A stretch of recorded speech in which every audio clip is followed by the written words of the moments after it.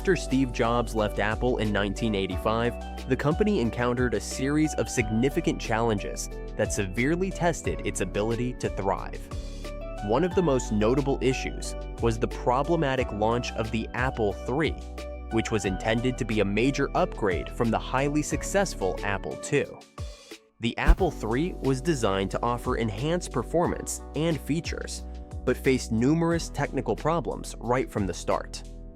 Users reported frequent hardware failures and overheating issues, which led to a series of costly repairs and a damaged reputation. Despite Apple's efforts to fix these problems and market the Apple III as a cutting-edge product, it did not achieve the commercial success that was hoped for. The issues with the Apple III were followed by the launch of the Lisa in 1983. The Lisa was another ambitious project that introduced many innovative features, including a graphical user interface and a mouse.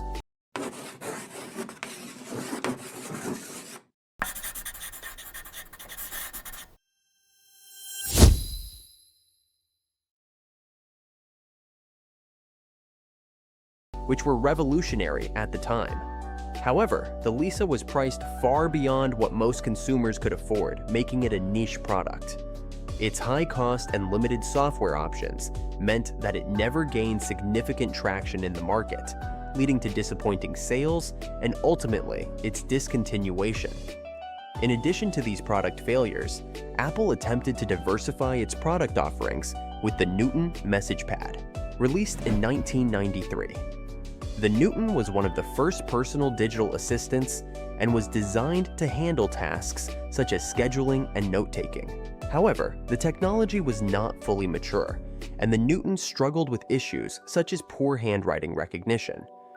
These early failures in product development and market strategy contributed to a period of uncertainty and financial strain for Apple. The leadership changes at Apple during this period were also a significant factor in the company's struggles. After Steve Jobs left, John Sculley, who had been recruited from PepsiCo, took over as CEO. Sculley initially brought a fresh perspective to the company and was seen as a potential savior. However, his tenure was marked by several strategic missteps. One of the most significant was his decision to focus on developing new products rather than addressing the existing issues with Apple's core offerings. This approach led to a lack of focus and direction, and Apple's product lineup became fragmented. Following Sculley, Michael Spindler became CEO in 1993. Spindler's leadership was characterized by attempts to streamline the company's operations and address some of the financial difficulties. Despite these efforts, Apple continued to face challenges, and Spindler's tenure was marked by limited success. In 1996, Gil Amelio took over as CEO with the hope of turning the company around.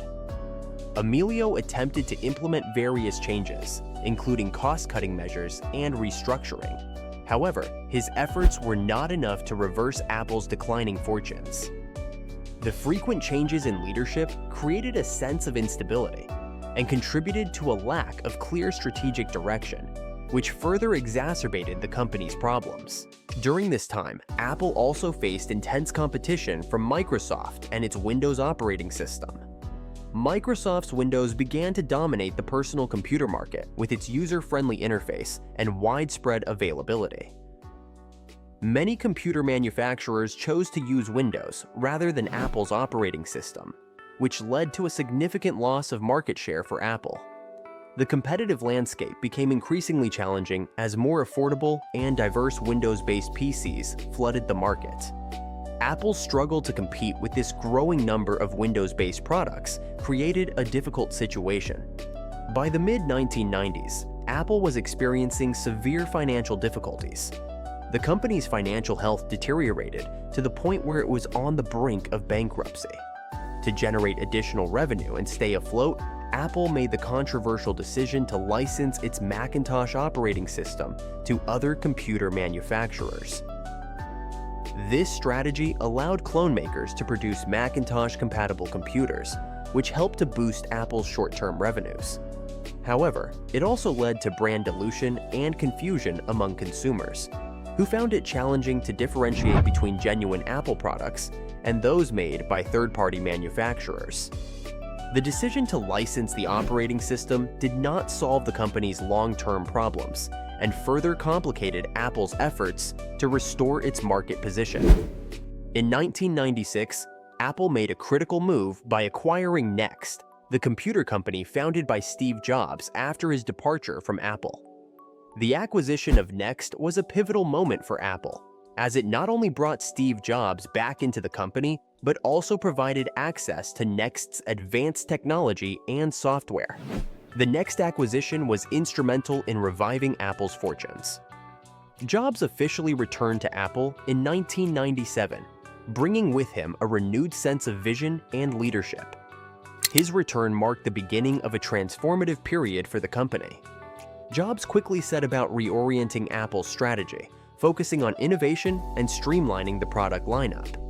The infusion of new ideas and energy from Jobs helped to rejuvenate Apple and set the stage for the company's future successes. This period of reinvention and revitalization laid the foundation for the remarkable growth and achievements that Apple would experience in the years to come.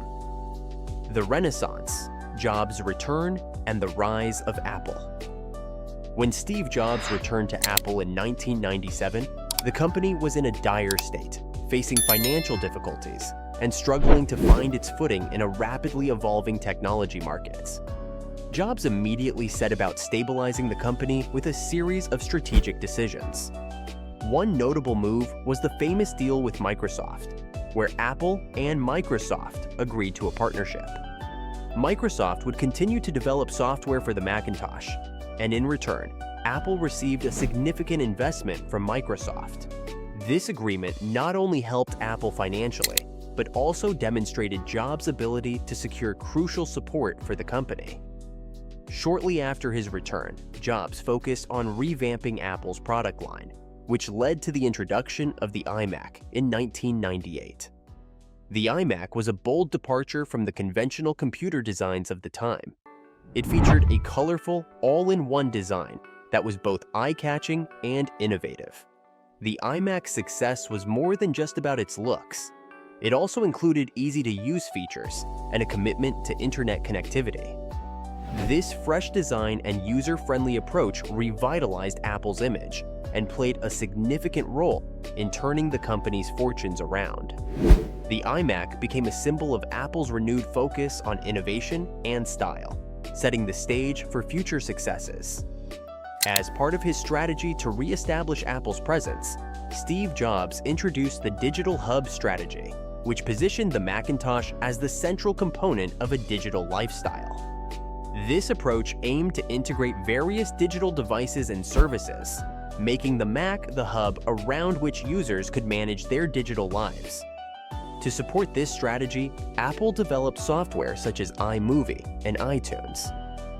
iMovie allowed users to easily create and edit home movies, while iTunes provided a convenient way to manage and play digital music. These applications were designed to work seamlessly with Apple hardware, reinforcing the idea of the Mac as the central platform for digital creativity and entertainment.